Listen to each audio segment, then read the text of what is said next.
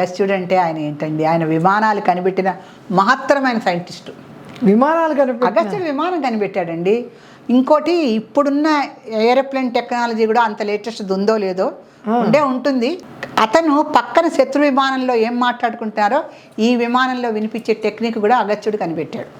అగస్త్యుడి యొక్క విమాన శాస్త్రం చదివితే బుర్ర తిరిగిపోతుందండి మనకి. ఏరోప్లేన్ టెక్నాలజీ ఇప్పుడు ఈ వీళ్ళు కనిపెట్టారు, గూగుల్లో రైట్ బ్రదర్స్ అని రాస్తారు, అంతా తప్పు. తప్పు గూగుల్ ఇన్ఫర్మేషన్.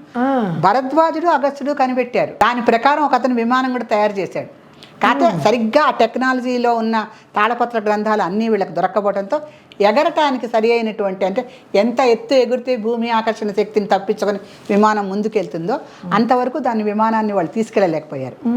ఈ లోపల వీళ్ళేదో టెక్నాలజీ కనిపెట్టామని ఉన్నారుగా మన ఆంగ్లేయులు, ప్రతిదానికి మేమే కనిపెట్టామని భారతీయ తత్వశాస్త్రం అంతా దొంగలించడం, మేమే పెట్టామని చెప్పడం.